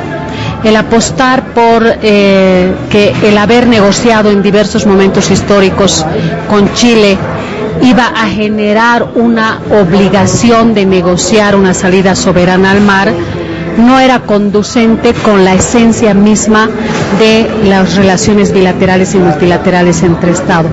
Porque un tema tan sensible, tan delicado para los bolivianos, fue una suerte de teoría experimental para buscar un cambio de corriente de avanzada, no una teoría conservadora como es la que han fallado los miembros del Tribunal de la Haya. Gracias, diputada Millares. Es una pregunta muy interesante, sin duda. La primera apreciación que tengo es que este no ha sido un experimento. Para cada uno de las figuras, y sobre todo esta idea de generar una obligación de negociar, quienes nos han asistido, sobre todo los profesores en Derecho Internacional, han nutrido los razonamientos con precedentes. La Corte ya había fallado en algunos casos sobre la obligación de negociar y sobre los actos unilaterales y sobre las expectativas y la aquiescencia. Ninguna de nuestras posturas en materia de figuras de derecho internacional está librada a solamente un razonamiento experimental. No son figuras tampoco tan nuevas. Lo que sí, usted tiene razón, es la Corte ha reaccionado de manera más conservadora. Y también debo decir que en descargo de la decisión política que se asumió, esta fue oportunamente consultada. Obviamente no fue una consulta popular porque eso no correspondía, pero yo por lo menos antes de ser agente he concurrido a una serie de reuniones con ex cancilleres, ex presidentes, y también han concurrido algunos académicos. Se ha escrito sobre esto, y en su momento, cuando sostuvimos las audiencias orales, tuvimos reacciones muy interesantes. Pero yo aprecio mucho su pregunta, porque obviamente es parte del análisis que debe madurarse. Era el tiempo, en este tiempo tan cambiante en las relaciones internacionales, parece estar perdiendo fuerza el multilateralismo. Eso no lo tengo que contar ni responder a nadie. Cuando uno lee lo que está pasando en Europa con el Brexit o con la administración del señor Trump o en el Medio Oriente, obviamente hay el multilateralismo y las negociaciones están de partida. Pero esos son factores que obviamente uno no los puede prever. Escuchemos a continuación al analista político Iván Arias, que también formula una consulta para el doctor Eduardo Rodríguez Belcé. Señor expresidente, quisiera preguntarle cómo toma las últimas declaraciones de el expresidente Lagos, donde dice que ya Bolivia es un tema que no debe preocupar a los chilenos y que tampoco debe preocupar a las comisiones internacionales, puesto que hemos cerrado aquella puerta. Pero además señala de que a Bolivia siempre se le dio posibilidades como la de Patillos en el año 2001, donde estaban dispuestos a cedernos a perpetuidad un acceso sin soberanía, pero sí una especie de comodato, y que hoy con el fallo hasta eso hemos perdido. ¿Qué opina usted, señor expresidente Rodríguez Belcé? Gracias, don Iván Arias. Es una oportunidad para destacar esta respuesta, y yo la dividiría en dos. Primero, me sorprende que el presidente Lagos, quien ha sido un presidente muy afecto a encontrar soluciones con Bolivia, por lo menos en mi gestión, y lo dije al principio de este programa, crea que Bolivia no debe ser una preocupación para Chile. Yo creo que él no está en lo correcto. Justamente hacía una respuesta hace pocas horas a un medio chileno indicando de que Bolivia y Chile compartimos una frontera y múltiples problemas de diverso orden, y no estamos para encapsular el resultado de una decisión judicial para cancelar una relación que debe reconducirse y abrirse a nuevas expectativas, sobre todo de una relación vecinal mucho más fructífera. Ahora, en el tema marítimo, posiblemente haya una reticencia a entender por Chile de que el asunto puede seguirse dialogando. Efectivamente hubo patillos, y también hubo charaña, y también hubo años 50, y también hubo el año 20 y el intercambio de territorios del 95. Y posiblemente pueda haber un tiempo en el que, con todo ese bagaje de fracasos, porque han sido fracasos los que hemos tenido con Chile, podamos tener una altura de miras para encontrar soluciones posibles y que concluyamos una historia de desencuentro. Yo quisiera creer mejor de la respuesta o el comentario del presidente Lagos. Muchas gracias, don Eduardo Rodríguez Belcé. También tenemos consultas de la población que permanentemente está en las calles y tiene algunas interrogantes. Escuchemos a esta persona. ¿En qué Bolivia ha fallado en esta demanda? ¿Qué es lo que nos ha faltado? Y otra sería, ¿en qué punto, hasta qué punto también nos perjudica este fallo que ha realizado la Haya? Gracias. A lo largo del programa hemos analizado varias circunstancias. Tal vez debíamos haber tenido una capacidad de mirar el futuro y las contingencias de la comunidad internacional con mayor interés en que podían cambiar, pero para nosotros no era fácil entender la forma en la que la postura que iba a adoptar la Corte. La Corte optó por una posición mucho más conservadora, posiblemente atendiendo lo que está pasando en el mundo, y eso era muy difícil prever. En todo caso, no creo que nos perjudique a encontrar nuevos caminos. No se han cerrado las posibilidades de seguir trabajando. Tal vez hay lecciones aprendidas respecto a diálogos tal vez mejor encaminados, a soluciones más prácticas, de manera que tenemos que seguir trabajando en este tema. Más participaciones de nuestra audiencia, personas que han estado interesadas sin duda en este tema. Escuchemos a continuación a otra persona que se expresa a través de este espacio. Buenas tardes, señor Rodríguez Belcé. La cuestionante que le quiero hacer es la siguiente. ¿Por qué dicen que se puede acudir a otra institución sabiendo que la Haya es la última en el sentido de derecho legal e internacional? En ese sentido, ¿no sería engañar al pueblo diciendo que se va a acudir a otra institución? No, hay que precisar que la Haya es un tribunal muy importante, es el más importante del sistema de Naciones Unidas, pero no es el único ni el definitivo. Nosotros hemos hecho un intento ante este tribunal, y de acuerdo a la forma en la que Bolivia plantee sus reclamos, no solamente en el tema marítimo, también en otros que pueda tener relación con, por ejemplo, el tránsito que ofrece, al cual está obligado Chile para que los productos que importa o exporta a Bolivia, tienen otro tribunal. Yo creo que no hay engaño a la población. Yo creo que al actuar en esta demanda lo hemos hecho de manera transparente, abierta, y la documentación, todo lo que se ha actuado está en los sitios web, de manera que no creo que haya habido engaño alguno. Muy bien, queremos agradecer, como siempre, a la audiencia por la participación en este espacio, doctor Rodríguez Belcé. Sin embargo, tenemos otras interrogantes también para formular. El tiempo es nuestro peor enemigo. Doctor Rodríguez Belcé, esta decisión de la Corte Internacional de Justicia trae consecuencias, y lo manifestaba un oyente, ¿trae consecuencias solo para el país o además conlleva consecuencias para los otros países de la región, tomando en cuenta además el proyecto del corredor bioceánico, doctor Rodríguez Belcé?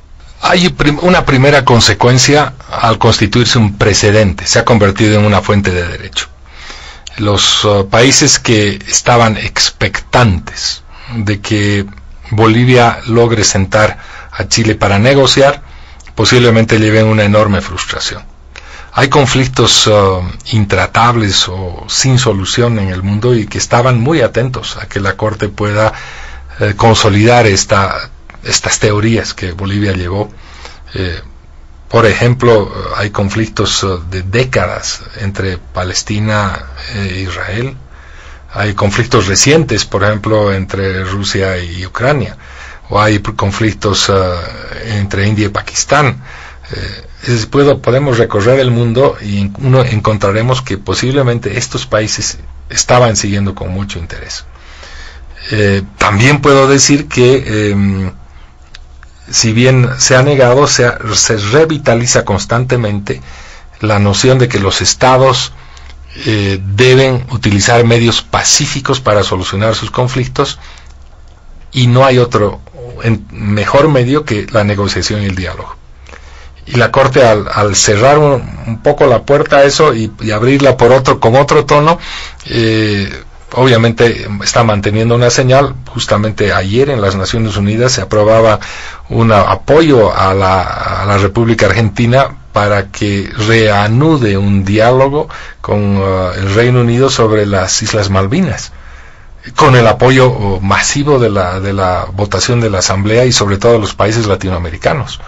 Yo, por ejemplo, creo que esa noticia, que la han transmitido ustedes también, debería recuperarse para que ese mismo nivel de esa vocación de negociación de soluciones de problemas tan graves como Malvinas o causa marítima nos acompañe al país y a Chile. Muy bien. Ahora, doctor Rodríguez, pensé que existía un debate en torno al monto empleado. ¿Cuánto se gastó en todo el proceso de la demanda marítima? Una vez que Chile por lo menos hizo público el monto que había gastado, ¿cuánto invirtió nuestro país, doctor Rodríguez Belcé? ¿Cuándo se van a dar a conocer los datos oficiales de los gastos que representó la demanda marítima durante estos 5 años? Esta es una muy importante pregunta, y justamente al inicio de esta semana, en una breve entrevista que me hizo Panamericana, se me recordó algunas opiniones que especulaban sobre los montos, y obviamente ha sido de mi preocupación indagar con nuestras autoridades sobre este tema. Antes de hacer un comentario, yo debo destacar que en mi condición de agente y embajador ante los Países Bajos, no era mi atribución administrar ni contratos, ni hacer pagos, ni generar igualas. Esa era una función, una atribución que más bien se manejaba desde Dinemar y la Cancillería. En todo caso, eso no supone que esté eximiéndome de abordar el asunto con la mayor transparencia. La información inicial que he recibido y que seguramente va a ser confirmada es que Bolivia ha gastado alrededor de $14 millones. Esto es casi la mitad de lo que ha gastado Chile, que son alrededor de 25. De manera que entiendo que las autoridades van a confirmar esta información a través de los canales correspondientes. Yo he sido informado que ese es aproximadamente el monto. Es una cifra sustancialmente menor a la que ha gastado Chile, pero ese no es tanto el tema, sino que esta cifra ha sido manejada con rigurosidad, está sujeta al control gubernamental a través de las opciones de auditoría de la Contraloría. De aquí en adelante, doctor Rodríguez Belcé, se ha confirmado este compromiso de continuar con las visiones para tener una negociación, no claudicar en nuestra causa marítima, etcétera. Pero seguramente también esta oportunidad servirá para buscar y explorar nuevas alternativas. ¿Será pertinente considerar prescindir de los puertos chilenos y utilizar algunos alternos, por ejemplo, como el de Hilo, el puerto Bush, entre otros, reforzar estas relaciones con el vecino país peruano, con el gobierno peruano, ver otras alternativas que se abren hacia el futuro? Sí, antes de contestar esta pregunta, agregar que este gasto, este monto, responde a más de 7 años de gestión. No es solamente el proceso, es obviamente un monto global al cual he sido informado y me parece pertinente dar cuenta de ello. Ahora bien, en el tema del acceso de Bolivia a los mares, a los océanos, mi posición personal es que Bolivia debe tomar oportunidades de todas las alternativas posibles, incluido Chile. De ninguna manera comparto que se excluya el acceso por puestos chilenos, por una razón. Primero, porque Chile tiene una obligación con nosotros, con Bolivia, a través del Tratado de 1904, de brindar el más amplio y libre acceso comercial y posiblemente tenemos ventajas comparativas en términos de distancia, de puestos aduaneros, etcétera, que no podemos resignar. Y lo propio debemos hacer a través de los puertos peruanos y la mirada al Atlántico. Bolivia va a ser más competitiva en tanto tenga mayores opciones con países de tránsito, y en esto yo quiero rescatar que Bolivia es parte de la Convención de Naciones Unidas sobre los Derechos del Mar, que le dedica un capítulo entero a los países sin litoral, países en desarrollo, y Bolivia puede, y yo estimo que debe optimizar las ventajas que esta convención le da, sobre todo generando responsabilidades a los países en tránsito. De manera que mi criterio es, mientras más opciones tenemos, seremos más competitivos. Bueno, estamos en los minutos finales de Diálogo en Panamericana, sin embargo hay otras interrogantes, doctor Eduardo Rodríguez Belcé. ¿Qué se ha mencionado sobre el cargo que tiene ahora, doctor? ¿Amerita su renuncia, aunque usted ya manifestó en varias oportunidades que decidía por lo menos no renunciar al cargo, aunque ponía a disposición del presidente Evo Morales el mismo? ¿Logró hablar sobre este tema con el presidente Morales, con otras autoridades, doctor Rodríguez Belcé? Bueno, he tenido una reunión muy extensa con el presidente, y en la medida en que estamos proyectando el trabajo, he recibido su confianza para seguir en mis tareas, y obviamente nos mantenemos en las mismas responsabilidades, y yo creo que eso es lo más importante. Yo no tenía razones para renunciar, y el presidente ha mantenido su confianza, de manera que ese es el estado de cosas. Es necesario considerar que inevitablemente ha existido una especie de contaminación electoralista o política con este tema. ¿Cómo habrá que evitar, separar estos dos aspectos de aquí en adelante para que no se tengan confusiones, mayores confusiones, y más bien se pueda tener un enfoque positivo, optimista, con miras hacia una perspectiva favorable para Bolivia? Yo creo que va a ser inevitable que en el debate electoral ingrese el tema marítimo. Y tal vez sea saludable, en tanto, mientras más se enriquezcan las posturas que el Estado boliviano tenga frente a Chile o sus vecinos, hará bien al país. Lo importante es no vulgarizar, no convertir esto en pretextos de tomar ventaja o convertirse en un instrumento de agresión personal. A mí me parece bien que se respete la idea, como lo decías, de una política de Estado que nos debe unir y no debe separar a los bolivianos. Doctor, el 1 de octubre se conocía en definitiva el fallo de la Corte, contrario obviamente a lo que pretendía nuestro país.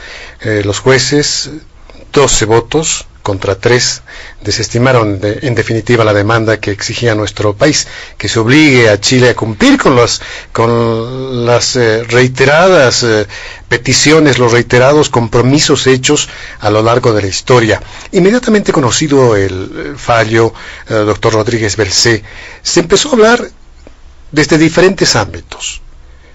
Incluso se hablaba de una goleada, decían. ¿Se podría calificar como una goleada esta decisión de la Corte Internacional de Justicia, como se han manifestado algunos sectores, opositores en este caso también a la política que lleva adelante el presidente Morales? ¿Tuvo obligatoriamente que mezclarse el tema político en la decisión de la Corte Internacional de Justicia, doctor Rodríguez Belcé? Yo entiendo que en un país donde hay libertad de expresión y opinión, todos pueden asumir los criterios que estimen conveniente, pero yo veo una enorme distancia entre el fútbol y una corte. De manera que yo prefiero entender que es una forma de expresión sobre la contundencia del fallo, pero de nuevo, lo mismo es que la controversia o la confrontación política sea amplia, libre, pero al final del día tenemos que entender que los bolivianos unidos lo haremos mejor que estando separados. El presidente Evo Morales ha expresado que acepta, pero no comparte el dictamen, y anunciaba que va a hacer llegar a la Organización de Naciones Unidas, de la que es parte además el tribunal, una nota con las contradicciones que se habrían encontrado en el fallo. Según su criterio, doctor Rodríguez Belcé, ¿amerita realizar esta consulta? La primera precisión es que no se trata de una consulta. El fallo está emitido y una cosa es la Corte, otra cosa es la Asamblea General de las Naciones Unidas o el Consejo de Seguridad o los diferentes organismos que tiene. Yo quiero entender que, además creo que es muy razonable que cada Estado, cada país, a través de sus misiones o sus autoridades, pueda expresar los criterios que estime conveniente para dar cuenta sobre un asunto que ha tenido resonancia mundial. O sea, el presidente tiene todo el derecho de expresar que encuentra que ciertas decisiones no han contribuido o no contribuyen, por ejemplo, a este proceso de diálogo, pero que él de todas maneras lo está reiniciando. Yo creo que no hace daño a nadie y creo que más bien puede ser muy útil que organismos multilaterales también sepan los criterios de los países, pero este no es un instrumento procesal. Yo creo que es básicamente poner a conocimiento como todos los países hacen. Yo estuve hace poco en la Asamblea de las Naciones Unidas y cada Estado utiliza ese foro para dar cuenta de sus preocupaciones, pero son foros más bien de naturaleza política. Yo no encuentro ninguna objeción para que Bolivia, a través de sus representantes, pueda decir a las Naciones Unidas: bueno, hemos recibido este fallo, lo aceptamos, lo respetamos, pero tenemos también estas preocupaciones sobre sus efectos. Con miras al futuro, hay que tomar en cuenta que Bolivia tiene todavía pendiente el tema de las aguas del Silala, justamente en la Corte Internacional de Justicia, y también con Chile. ¿Cómo se deberá proceder, tener cautela o de qué forma actuar a continuación? ¿O es que no habrá ningún tipo tal vez de relación entre estos dos temas para que se pueda tomar en cuenta una relación? Sí, estamos a puertas de una reunión que ha convocado el presidente de la Corte a los agentes de Bolivia y de Chile para definir las próximas fechas de las próximas actuaciones procesales. El estado de la causa es que Chile nos demandó y adjuntó luego una memoria, que son sus pruebas, sobre todo de orden científico. Esta es una demanda que tiene que ver con la naturaleza y el uso de las aguas. Chile plantea que es un curso de agua internacional y que tiene ciertas prerrogativas sobre su uso. Y adjuntado lo que, según Chile, confirma esta suposición. Bolivia ha contestado, ha tenido que munirse de los estudios y los trabajos correspondientes para contrastar con Chile y ha puesto su posición, ha emitido un criterio sobre la demanda de Chile y también ha contrademandado, indicando de que ese curso de agua internacional que pretende Chile está modificado por canales que alteran ese curso y que eso trae con contingencias o consecuencias de orden jurídico que también deben resolverse. Ese es el estado de la causa. No puedo ingresar en más detalles. Esto sí es conocido porque obviamente está en la página esta aplicación y respuesta. Las pruebas que soportan estos instrumentos todavía no pueden conocerse hasta las audiencias orales. Ese es el estado de la causa. Ahora, no tiene nada que ver con el tema marítimo. Lo que tiene que ver es con una diferencia que tienen Bolivia y Chile sobre uno de los posiblemente docenas de recursos o áreas de recursos hídricos compartidos con Chile, que son muchas en una frontera de casi 1000 kilómetros. Estamos hablando de ríos, salares, vertientes que cruzan de un territorio a otro y que posiblemente deberían ser objeto de una aproximación mucho más constructiva que litigiosa. Los litigios son onerosos y duran años. Bolivia y Chile estimo que en su momento deben reflexionar tal vez en la necesidad de llevar esto por las vías del entendimiento y no necesariamente de los procesos judiciales. Yo creo que esta es una muy buena oportunidad para explorar la posibilidad de reflexionar sobre este proceso. Doctor, estamos en los minutos finales de Diálogo en Panamericana. Me imagino que han quedado muchos puntos pendientes. Sin embargo, en los minutos finales, ¿qué tiene que decirle al país, doctor Eduardo Rodríguez Belcé? Bueno, he hablado mucho en este programa. Básicamente decirles que en lo personal me siento honrado por la confianza que me dio el presidente, su gobierno y el país para conducir este proceso en lo que me toca. Y agradecer al equipo que nos acompañó, sobre todo al nacional. Se tiende a ver mucho a los extranjeros, pero yo debo decir que hay un conjunto extraordinario de profesionales y servidores públicos, sobre todo aquí en La Paz, en Diremar y en algunos ministerios, que han sido invalorables. Y agradecer a todos los bolivianos. Este es un esfuerzo que nos debe tomar unidos en las buenas y en las malas. Y creo que los tiempos que vienen adelante debemos mirarlos con mayor optimismo, nada más. Agradecemos la presencia del doctor Eduardo Rodríguez Belcé, exmandatario, agente y embajador de Bolivia ante los Países Bajos, con quien hemos entablado un diálogo en torno al proceso de Bolivia contra Chile ante la Corte Internacional de Justicia de La Haya. Leticia, llegamos al final, hasta la próxima semana. Así es, Oscar, y sin duda alguna ha sido un balance muy positivo el que se resalta de este diálogo en Panamericana con el doctor Eduardo Rodríguez Belcé. Nos ha aclarado muchos puntos, explicaciones que seguramente continuarán ahora abordándose en los próximos días, pero se han quedado ya explicadas, fundamentadas para la población. Gracias por su presencia. Agradecemos a todo el país. Diálogo en Panamericana retorna la próxima semana. Diálogo en Panamericana.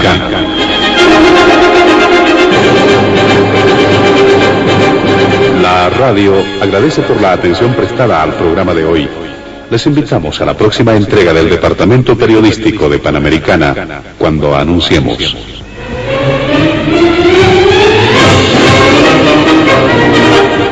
Diálogo en Panamericana.